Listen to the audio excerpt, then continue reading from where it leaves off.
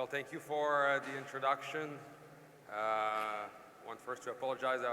My speech will be in English because my Spanish is just okay to survive and to order a beer at the bar probably. So feel free to get some translation headset at the back. So before I get started, I've been in the business for over around 20 years now, and one thing that we have observed over the time is when looking at how can we improve performance of those piglets after weaning, the first thing that we see is how can we control that crash in feed intake that we're seeing right after weaning. What you see on the graph over here is the blue line represents the feed intake.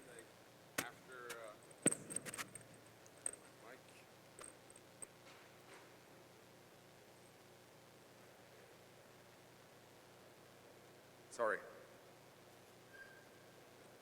Okay.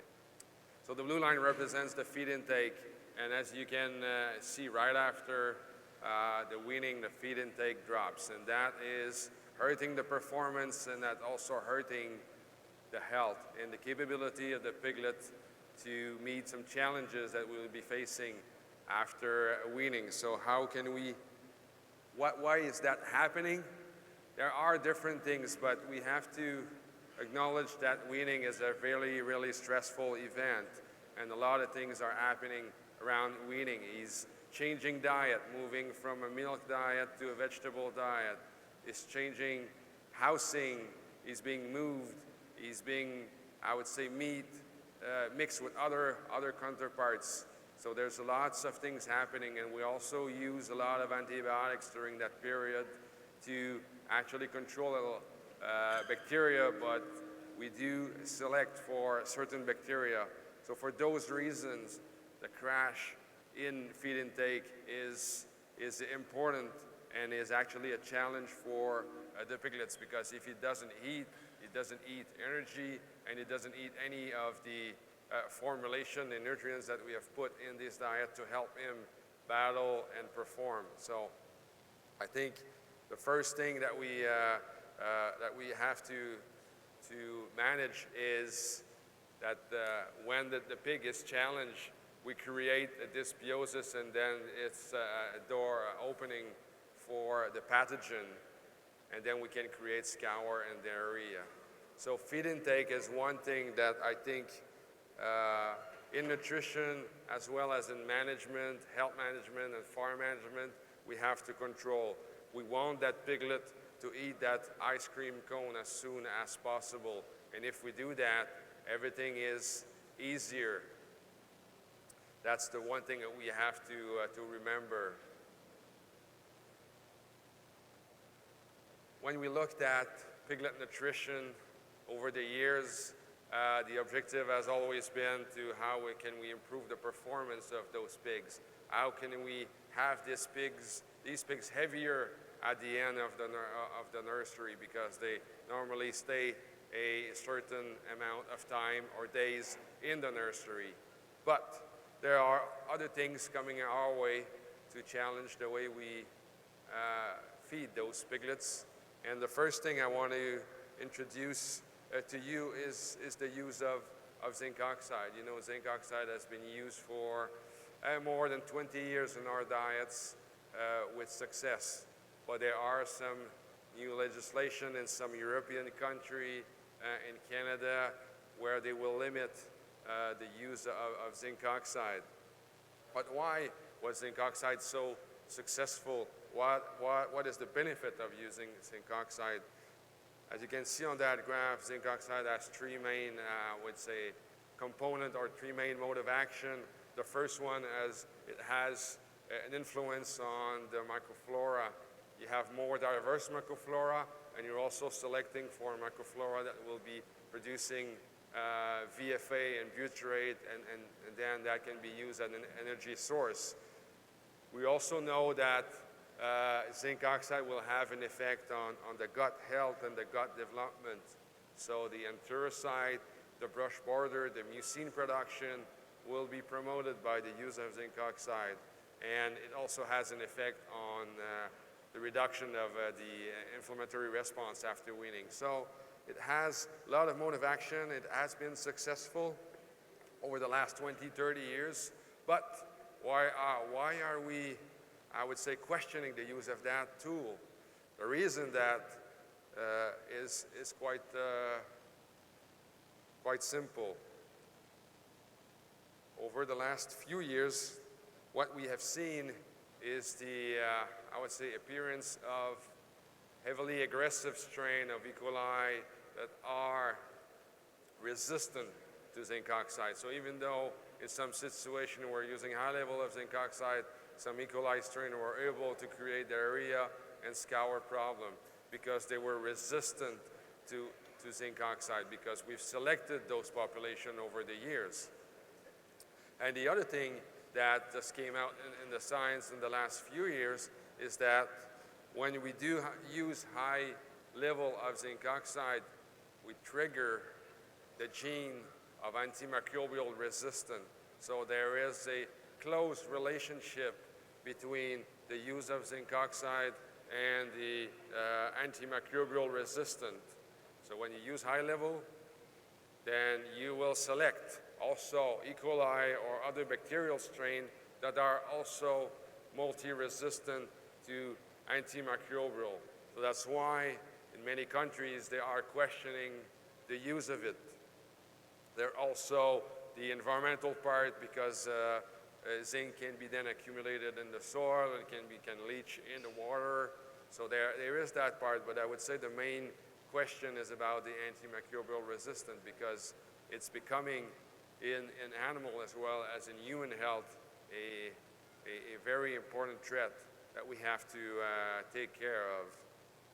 And the reason for that is, according for United Nations, if we don't do any changes, the antimicrobial resistance for human might become the highest cause of death in 2050.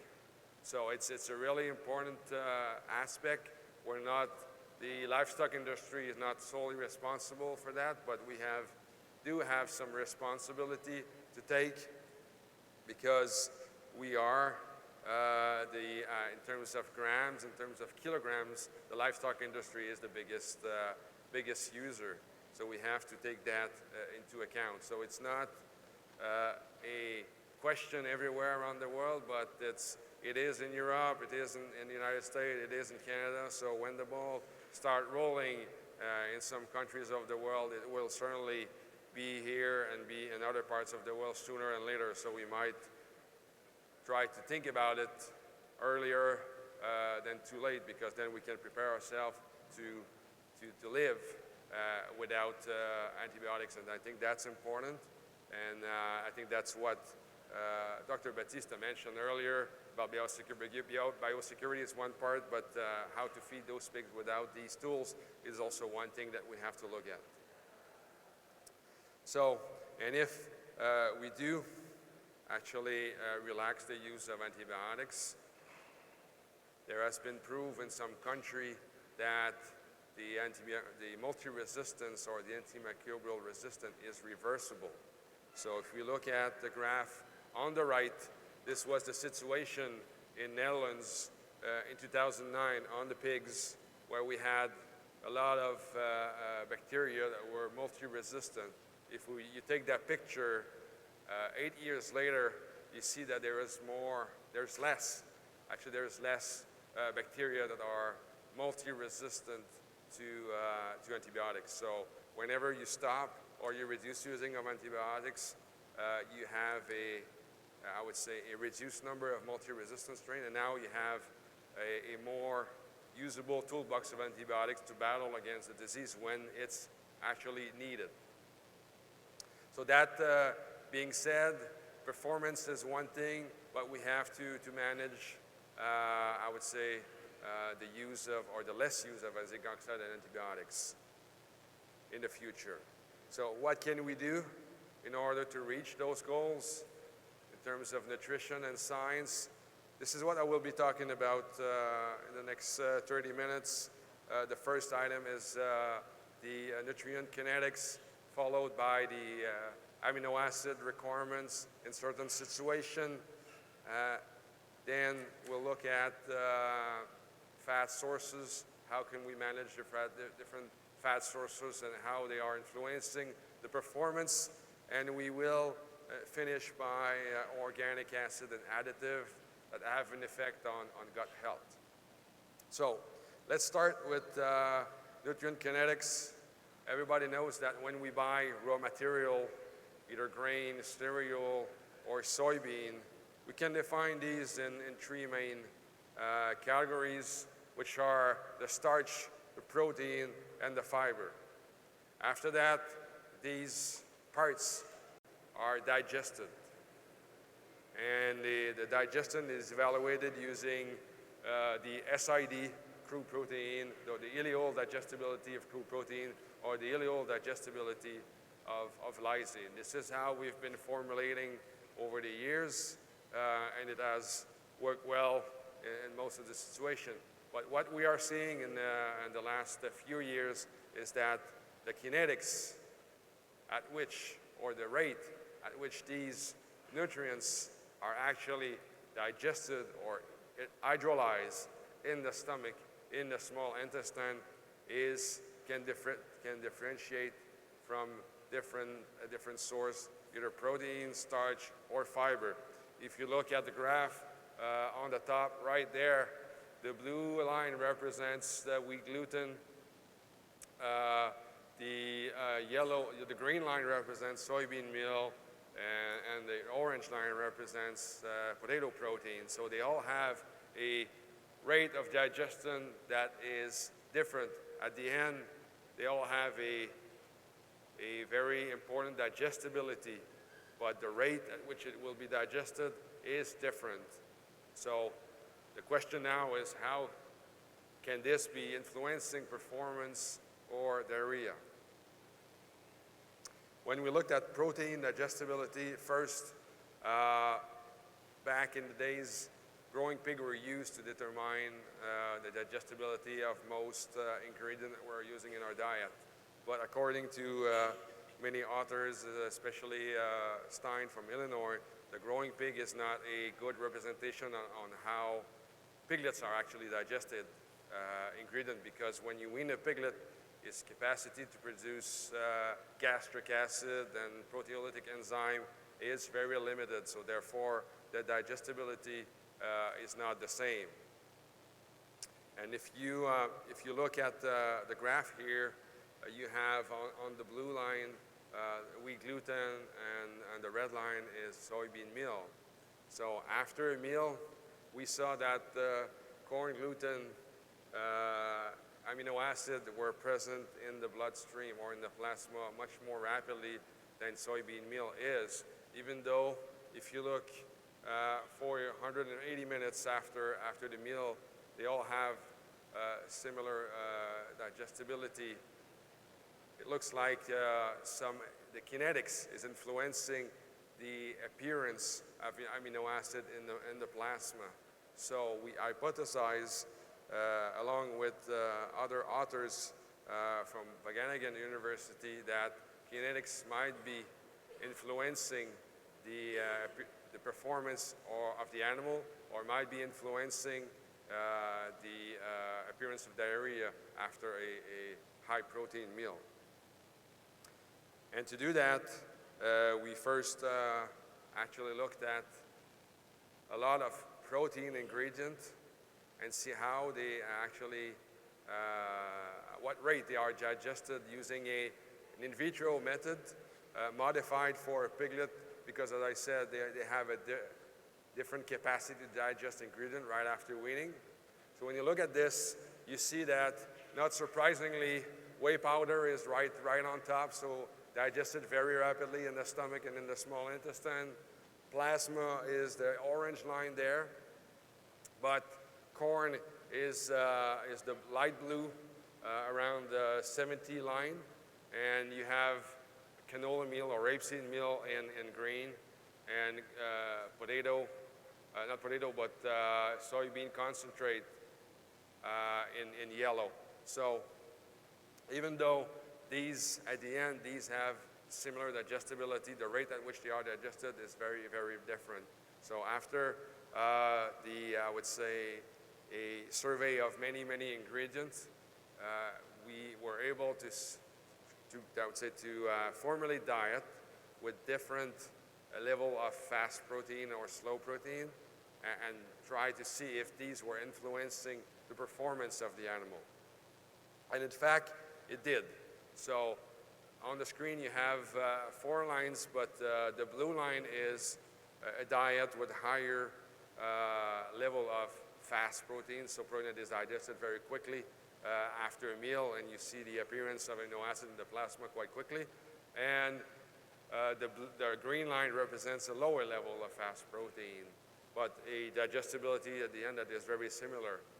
And we measure the incidence of diarrhea, and we've seen that after 2 weeks, 3 weeks, and 4 weeks, there are differences in incidence of diarrhea depending on the level of fast and slow protein that you are giving to these animals. So kinetics on top of digestibility has really an important influence on the performance and the incidence of diarrhea of those animals. The other component that is also looked at, and that has been actually more looked at also in many ways in the science, is the fiber. And fiber is not, as I was taught in university, crude fiber, ADF and NDF. It's much more complicated and diversified than that. As you can see on the screen, there's resistant starch, then there's insoluble amylose, then there's soluble amylose, and there's also oligosaccharides. And when we break down these, they all have a different effect and a different role in the gut of the animal. And when we, in science now, if we want to separate these in terms of how they would be better defined, we use insoluble dietary fiber and soluble dietary fiber. So this represents more how these are actually interacting in the gut of the animal and what impact it would have on the performance. And that being said, the soluble dietary fiber will be fast fermentable, so it will be fermented rapidly in the animal and they will have a certain impact. Some will be slowly fermentable or partially fermentable, and some will be just resistant fiber. They will not be used at all as a nutrient source, but they will have other effects in the gut of the animal. So let's look at this more closely.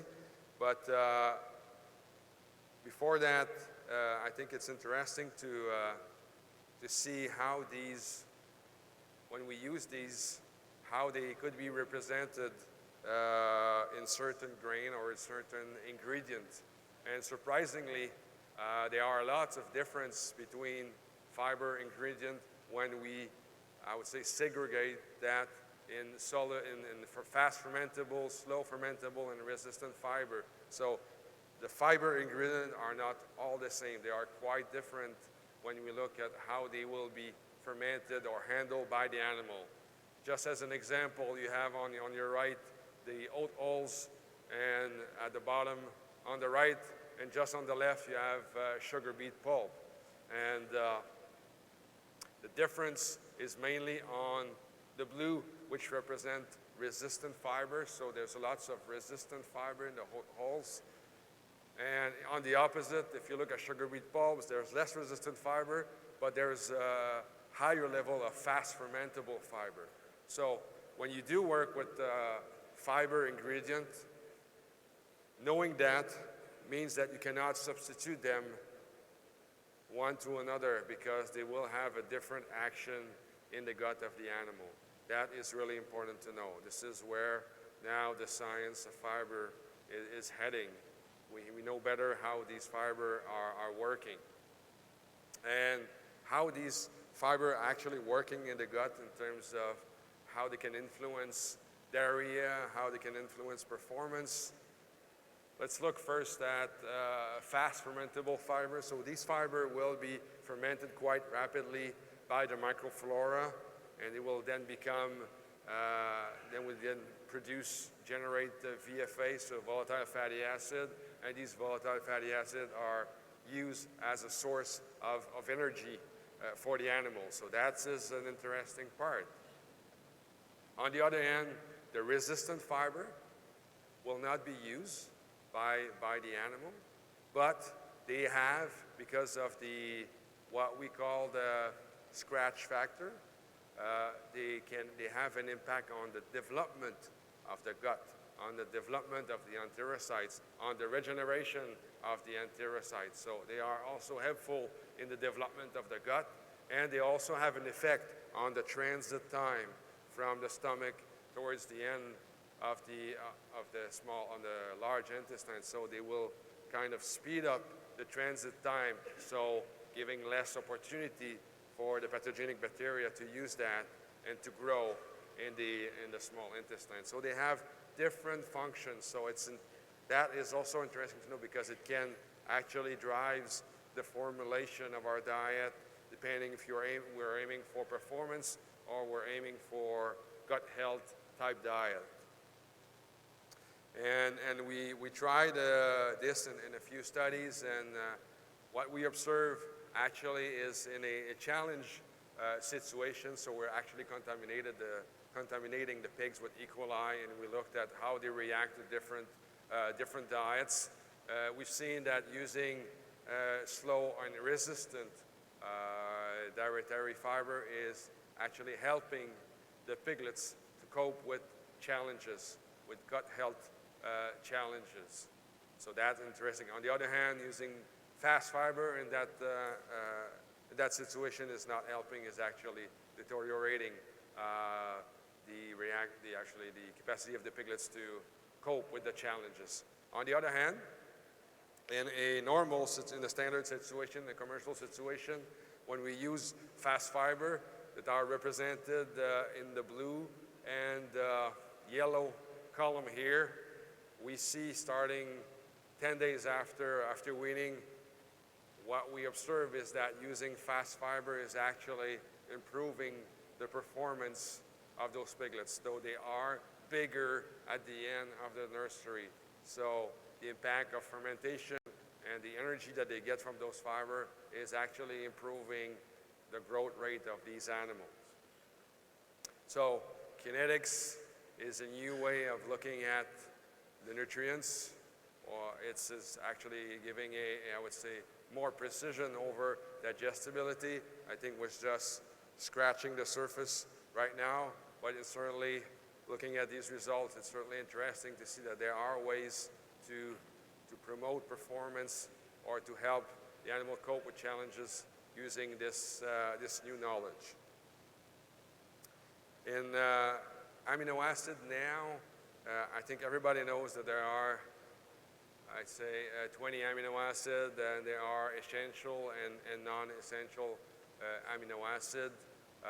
However, when we are in certain situations, like around weaning, around the disease stress, there are amino acids that are becoming conditionally essential, because they are in higher demand in that situation, and sometimes they are in higher demand that they are produced by the animal. So they are kind of three categories of amino acid. When we looked at performance and the ideal profile for performance,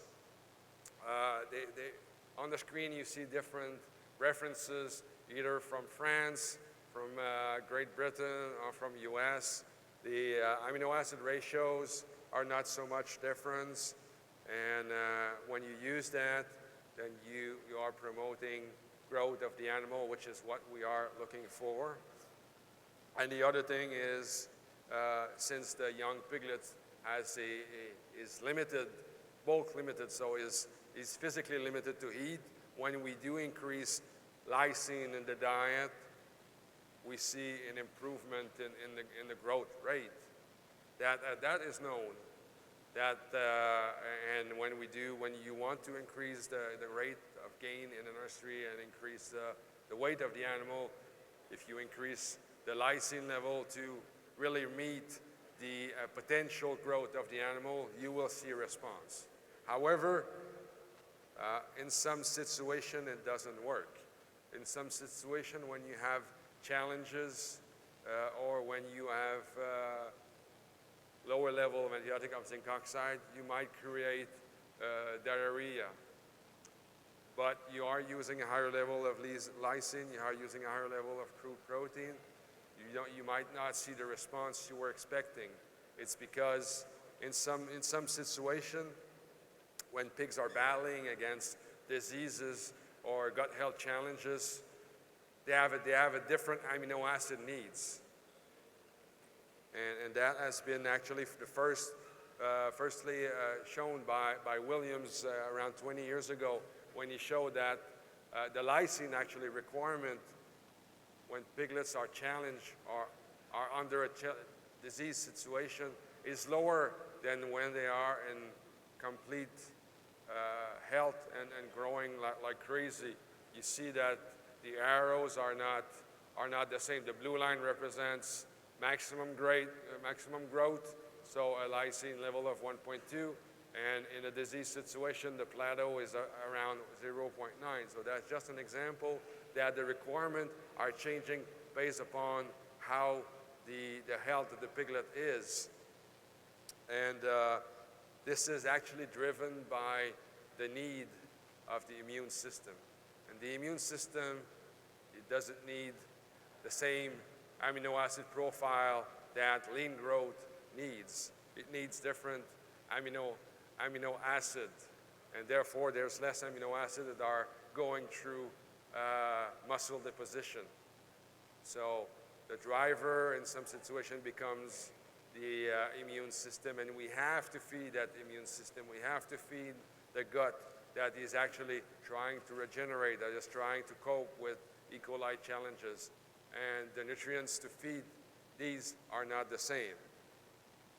And as you can see on that graph, if you look at the orange bar, the blue bar, and the green bar, there are some amino acids that are going up in their needs when there are intestinal challenges like threonine, valine, proline, glycine, just to say a few.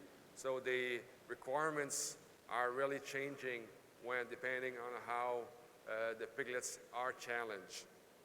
So in order to look at this, there was a team formed within John Plusky in Australia and the Lake Easelange in Guelph when they looked at requirements of piglets under E. coli challenges.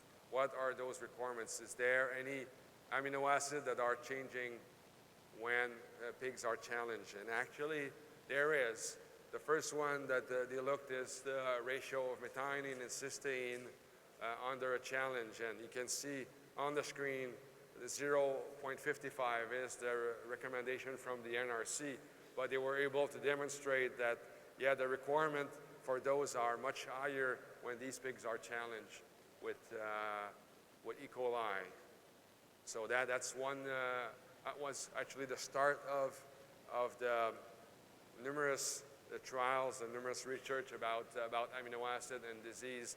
And they also publish other data around methionine and tryptophan, and they show that the immune system is hungry for more methionine and tryptophan than lean growth is. So we have to feed these animals with higher level of methionine and tryptophan when they are in a challenge situation.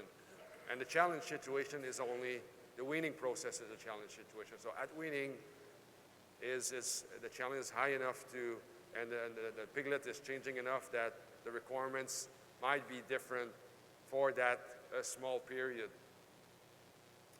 Threonine is also one that is in high demand after weaning or after a stress situation, because it's one of the main components of the mucin that you find right above the brush border of the enterocytes, and mucin is often destroyed or reduced when there's a gut health challenge. So threonine, tryptophan, methionine, cysteine are actually, and valine, we can add valine on top of that, are amino acids that are in higher demand around weaning or around a stress situation. So we should think about those when we formulate diet.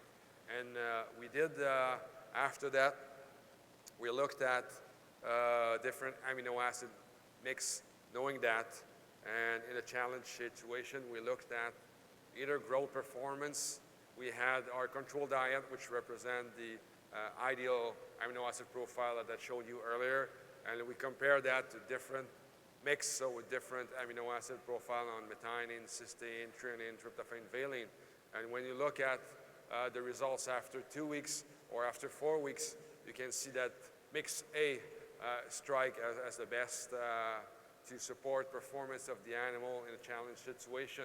When we look at diarrhea, it's about the same. The orange column, the mix A, is also able to reduce the appearance of diarrhea over the control diet. So there are actually things that we can manage in the amino acid requirements that are helping the animal, because the requirements are not the same when these pigs are battling against a certain disease or just facing the stress of weaning. The fat sources, there are many fat sources are available. I think they've all been well evaluated on the digestibility-wise. The vegetable oil are more digestible. Normally they are welcome in these diets. But what I want to focus on this morning is the omega-3 rich diet, and mainly the salmon or the fish omega-3, the DHA and EPA that are essential for the young piglets, and they also have a role, an important role in the immune system of the animal, in the gut protection. So they have very good influence, and they can also be helpful in the E. coli challenge situation. Like I show here, they have the use of omega-3 fish oil was able to reduce the inflammation response after an E. coli LPS challenge. So omega-3 rich in DHA and EPA is helpful in reducing the response of an animal to a gut health challenge. It reduces the inflammation response. So, and this trial was also showing that there was less E. coli excretion after a challenge. That being said, I think the use of omega-3 fat or omega-3 fish oil does not improve diet in a situation when there's no challenge. However, it's an interesting tool. If you have access to an affordable source of omega-3 fish oil, it's an interesting tool to battle against the gut health challenge that the pigs might be facing in some situation. What are the other mechanisms that are actually important in order to manage gut health? Looking at organic acid, looking at feed additives. There are four actually buckets or 4 ways to look at how can we manage gut health with organic acid and feed additives.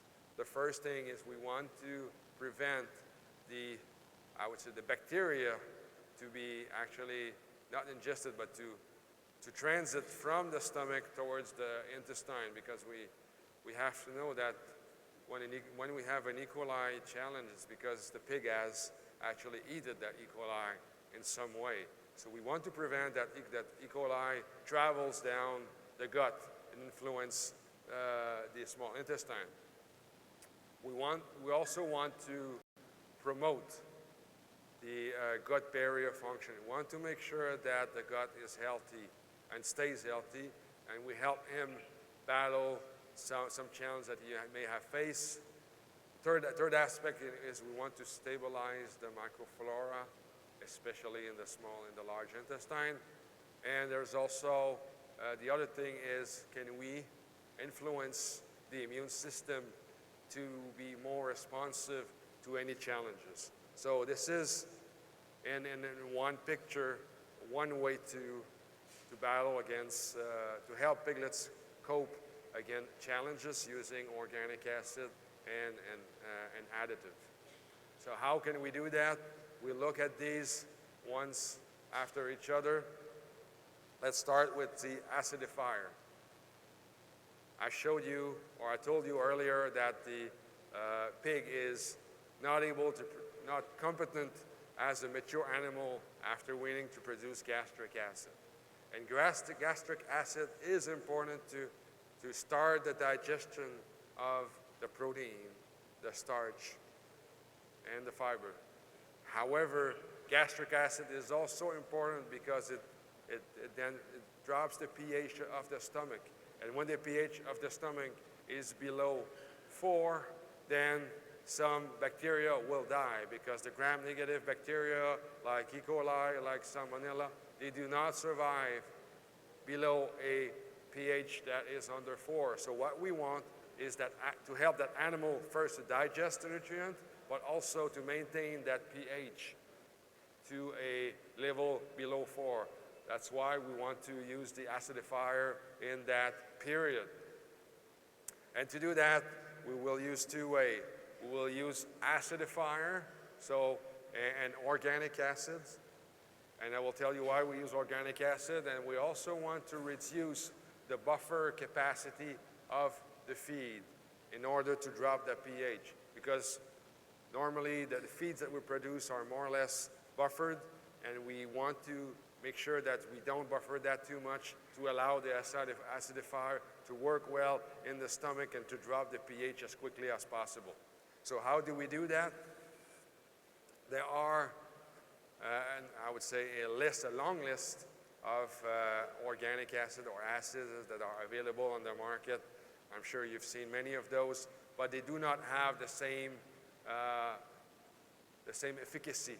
If you look at this, formic acid, fumaric acid, they have a much, I would say, higher efficacy. They're more strongest acidifier, so their capacity to drop the pH in the stomach is very high. So that's important when choosing an acidifier. The other aspect is you want to drop the buffer capacity, to make sure that your acidifier will be able to work in the stomach and drop the pH. And we looked at different products, and calcium deformate here is an interesting source of calcium because the buffer in your diet, or the cation like calcium, is a high buffer, so you want to reduce that calcium in the diet. So using calcium deformate is an interesting way to reduce the buffer capacity of the diet and make sure that your organic acid will be working well against the bacteria. Now, how can we stabilize the microbiota and make sure that barrier function works well and stays in high function?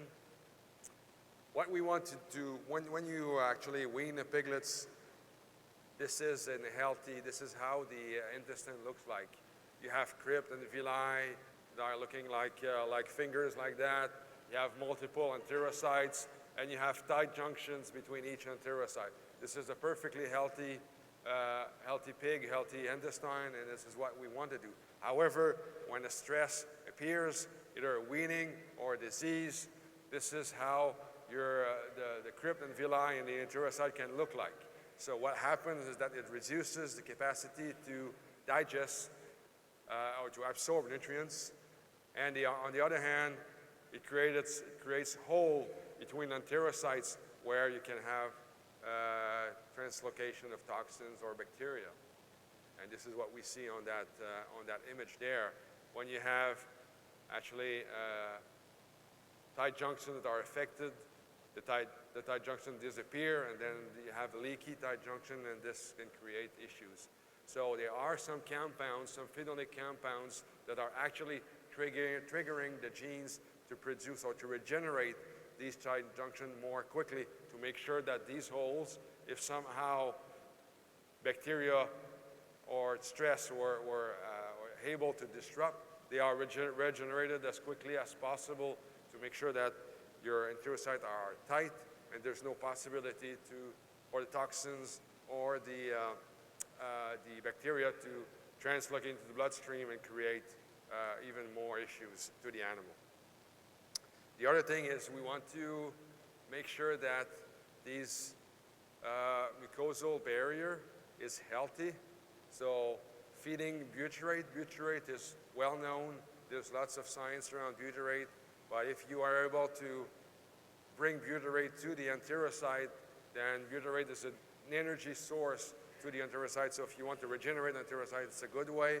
It's also a good way to maintain a level of mucin, a protective mucin above your brush border to protect the enterocyte to be attacked by the bacteria. So there are ways using specific sources of butyrate to really help the enterocyte and the mucin cope with the challenges.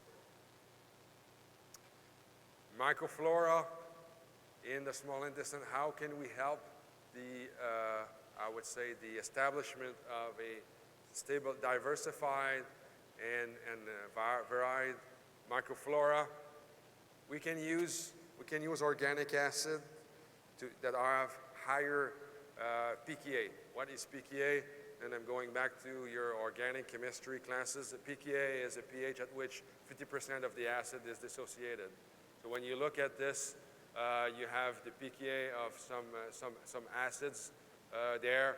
When they are higher, it means that they won't be as much dissociated in the stomach. They will travel undissociated in the first part of the small intestine, and then they can be active. And they can be active by be used as antibacterial, because organic acid, they have a capacity to penetrate the gram-negative bacteria, release the H+, and then the bacteria has to manage that H+ to maintain homeostasis. But if there's too much organic acid penetrating the bacteria, then the bacteria will die at some point. So we can choose organic acid that have high pKa to make sure that if somehow a bacteria is able to travel down the small intestine, we will have an organic acid to tackle those bacteria.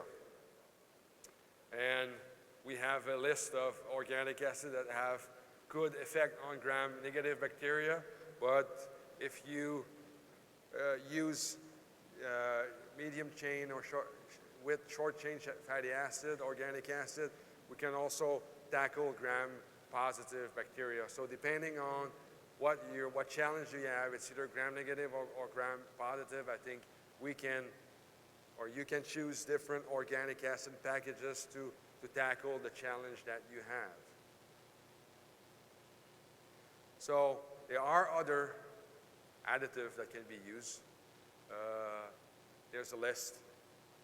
And Gabler from United States in 2018 did a nice review. So if you want to have a late review on what is publicly available on additive or replacement to antibiotics, this is a nice review to look at. And what he did, he looked at multiple, a total of close to 1,700 publication on many types of feed additives, and he classified them as zero influence in gray, negative impact in red, positive impact in yellow. So you can see that probiotics, zinc and copper and organic acid have very nice effect on when you're trying to replace organic acid. So it's important to have these references when we want to make the choice on how we can replace antibiotics or zinc oxide in our diet. I think just to finish up my presentation, the feed and everything we put into it is not a magic bullet. I think if I can make a link to Dr. Batista's presentation, it's important to have a good health management program and a good feed management program and a good farm management program. I think we have to put everything in the loop to make sure that the pigs will be healthy and the environment will be in good condition to receive those piglets. Otherwise, even if you have the best feed, the best formulation, you might not have the best performance. So never forget this. It's really important. So to summarize my presentation, I think going back to the start, it's important that that pigs eat energy as quickly as possible. We have to maintain the microflora and stabilize and diversify. We want to maintain the gut healthy as possible. And one thing to remember is whenever you do anything in management or in nutrition, the first thing we want to do is to make that pig eat the ice cream cone that I showed you earlier as quickly as possible. That's one thing we should never forget. With that, well, thank you for your attention. I don't know if you have time for questions, but I will be out there today and tomorrow. If you have any questions, don't hesitate to ask me. If we need translation, we will find somebody to. Thank you.